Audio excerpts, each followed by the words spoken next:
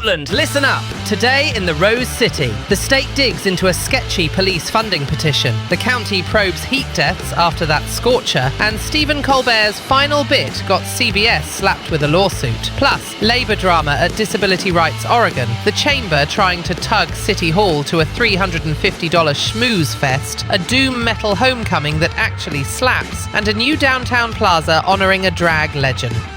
Vixie here in Portland. Let's get into it. I'm already annoyed. First up, the Enhanced Community Safety Initiative. Oregon's Secretary of State is investigating 28 complaints that canvassers misled people while pushing a petition to yank money from the Portland Clean Energy Fund and shove it toward hiring more cops. The math is blunt. This thing would carve off 25% of clean energy dollars. That's money voters approved for climate projects and equity, not a backdoor police budget patch. Misleading voters on petitions is not a cute little oopsie. Under Oregon election law, you can get hammered with fines. To be fair, this is not some abstract policy seminar. It is happening right now while people are sweating through record heat. In mid-June, Multnomah County logged 4 suspected heat-related deaths, and the medical examiner is investigating. We are literally cooking, and someone's trying to skim climate dollars for patrol cars. My take: diverting clean energy funds to the police is a backward step. Fix violent crime with targeted strategies and transparency. Fund climate and community health with the pot voters actually set aside. Stop pretending these are the same bucket.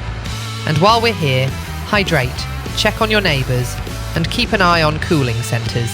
We shouldn't be losing people to heat in 2026 in a city with resources. On a lighter, weirder note, Stephen Colbert finished his run by playing Linus and Lucy, and boom, CBS gets sued for using it without authorization. Only twist, proceeds go to charity. Unbelievable, but not surprising. Copyright never sleeps. Moving on, before I break something. Disability Rights Oregon. Workers are done being polite. They're calling for CEO Jake Cornett to be removed over low pay and brutal turnover. Their union got a first contract in 2022. Most folks saw tiny raises, while Cornett's salary jumped more than $75,000 by 2024, clearing $200,000. Since April 2025, over 75% of union positions have turned over. That is not a staffing chart, that's a revolving door. Earlier in June, union members officially recommended Cornett's removal. DRO does vital legal work for people with disabilities. They run on government contracts and institutional knowledge. When you churn staff like that, you burn cases and burn out clients. My take? Pay the people doing the work. If you can float executive raises while advocates scrape by, your priorities are upside down. I shouldn't have to say this, but here we fucking are. Next up, the Portland Metro Chamber trying to pull City Council off a scheduled public work session on the Moda Centre so they can show face at a chamber event with Trailblazers owner Tom Dundon. Tickets are $350 for non-members. Because nothing says public service like skipping your job to sip coffee in a banquet hall and nod at a lectern. Council President Jamie Dunphy says keep the original schedule, respect where it's due. Others are tempted to roam where the donors roam. The whole thing lays bare the obvious. Corporate interests have a hotline to City Hall. My take? Do the work session. Show up for the public, not the pricey name tags. If you need networking to decide what to do with a public arena, maybe you're not listening to the public in the first place. All right, let's take a breather from the nonsense. Something cool. Portland's doom metal duo Creaturess is back in town for a homecoming show at Mississippi Studios on June 23.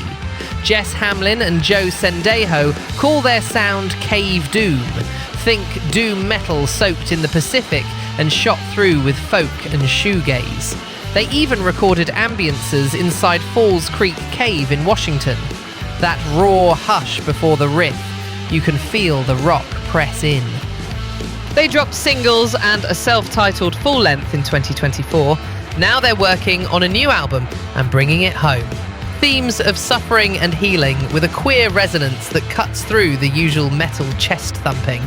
This is the good shit right here. Honest textures, big feeling, no pretense. Get your ticket, stand in the dark, and let it hit you in the sternum. Last up, and it actually made me smile, Portland just cut the ribbon on Darcel 15 Plaza downtown. The old O'Brien Square reborn with a stage and bright canopies. Perfect timing for Pride Month. Walter Cole, Darcel 15, performed for more than 50 years and held the Guinness title for oldest working drag queen back in 2016. The Darcel 15 showplace hit the National Register of Historic Places in 2020, and Darcel passed in 2023 at age 92. A giant. Full stop. Now the city puts the name right in the heart of downtown. A space that says joy, resistance, inclusion. That plaza was a dead block for years after the parking garage mess in 2018. Now it's a stage. My take? Finally, someone gets it. Celebrate the culture that built this city's weird, wonderful backbone. Throw a show, fill the square, and let the rainbow canopies blind anyone whining about it. Hell yeah, now we're talking. We're leaving it at that, because I'm fucking exhausted. Portland, keep your receipts on that ballot initiative. Pay your workers, skip the schmooze, go see Creaturess, and meet me at Darcel XV Plaza. This is Vixie, loud and local in Portland. Go do something useful, and come back tomorrow.